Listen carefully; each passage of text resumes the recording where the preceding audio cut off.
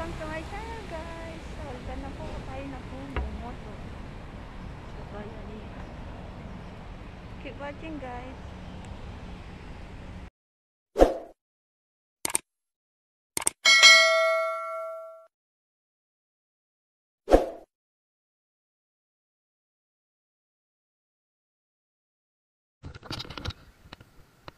Tara, let's guys! Samahan nyo ko maglakad papunta ang bumoto.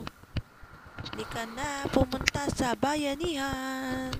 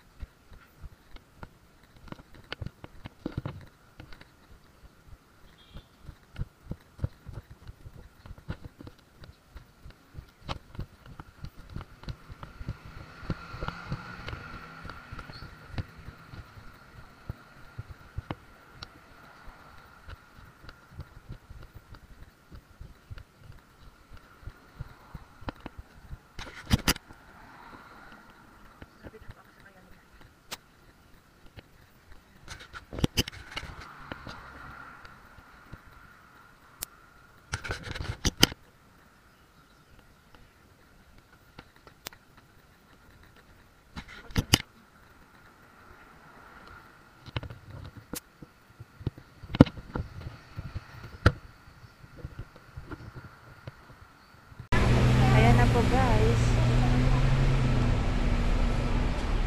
Ayan na po, guys. Andito na po tayo ngayon sa bayanihan para po bumoto. So, ayan na po. Papunta po tayo doon. Tara, let's guys. Tayo na pong bumoto. So,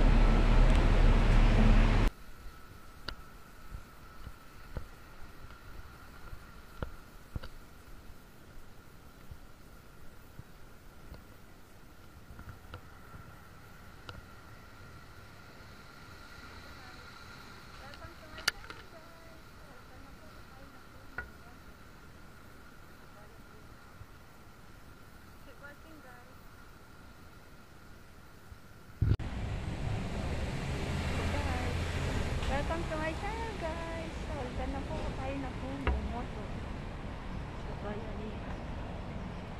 Keep watching, guys.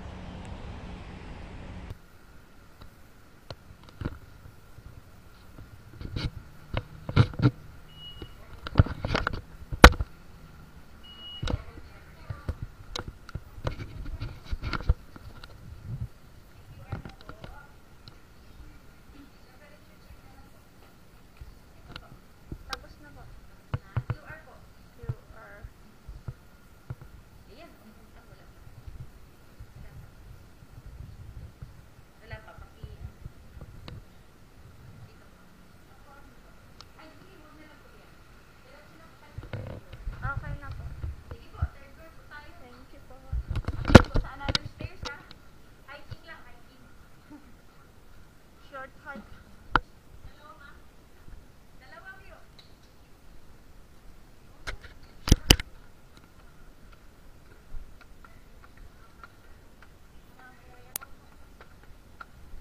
Ay, kasi wala na hagdan doon, no?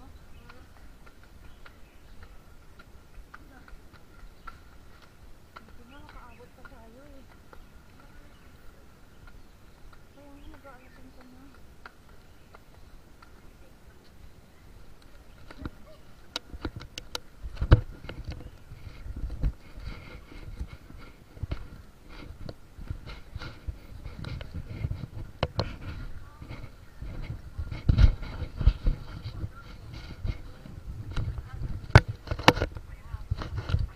Ay, oo, salamat. Doon po, number 1.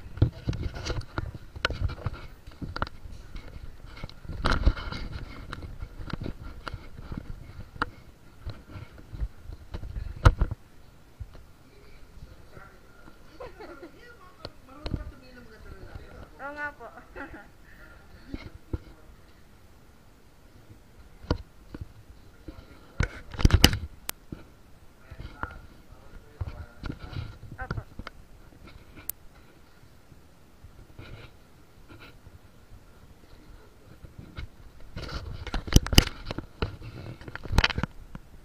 few inches later.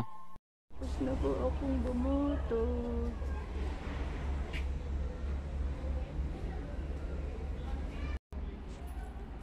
Ayan na po guys. Tapos na po tayong bumoto.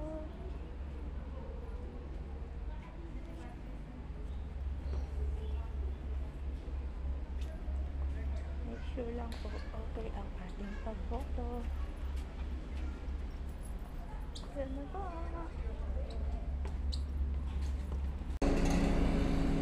Welcome back to my channel guys. So yun, natapos na po kaming bumoto.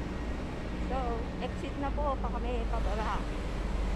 So, tapos na po ang pagboto natin guys.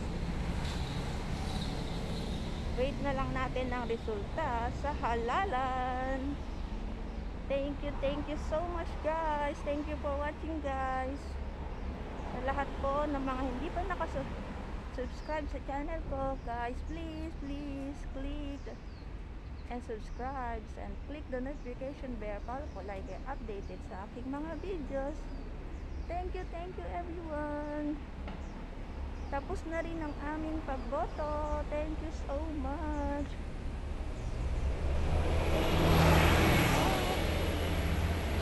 Ayan na po. Hindi na makikipagpilahan sa Sunday para pumila dyan ng pagkahaba-haba. So at least natapos na po akong bumoto. So tara, let's tayo na ay sumakay ng bus pababa. Sabi niya. Thank you everyone. Thank you for watching guys. Bye. So ayun guys, tapos na po tayong bumoto sa bayanihan. So, magandahan lang guys pag weekdays talagang walang pila kasi pag Sabado, Monday to Friday, Sunday yan, Saturday, Sunday lagi pila talaga yan. Hindi na ako makikipagpilahan sa Sunday. So tapos na ako guys, and I hope ang aking presidente ay hihirangin at babalik sa Malacanang. Thank you so much guys for watching.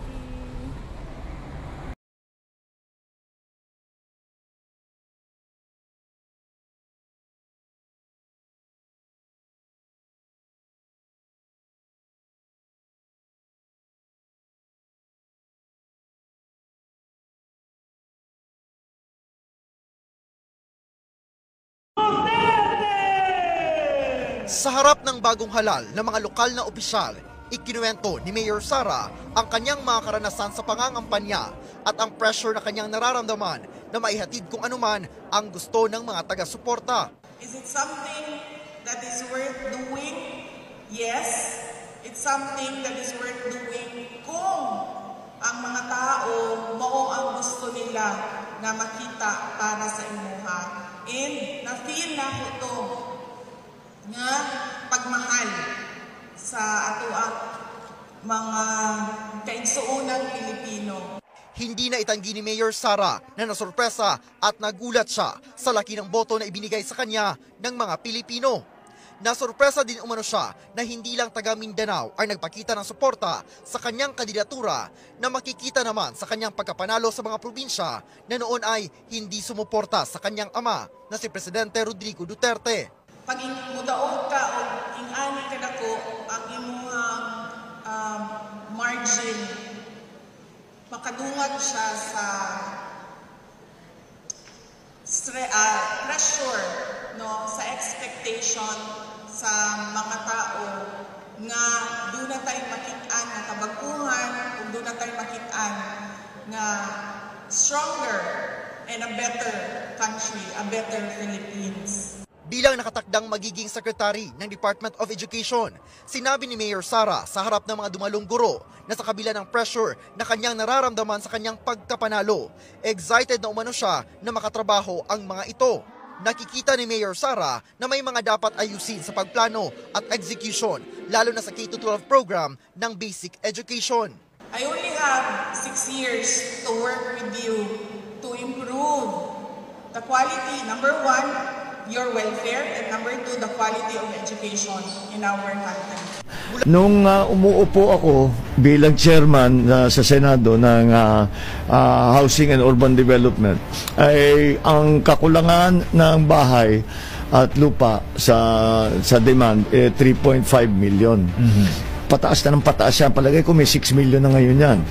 At ang problema ay hindi natin nagastusan talaga, hindi nabigyan ng pondo para magtayo ng mga bagong bahay, mga bagong kahit na. Tapos kailangan din natin palitan yung ating pag-iisip ng bahay at lupa.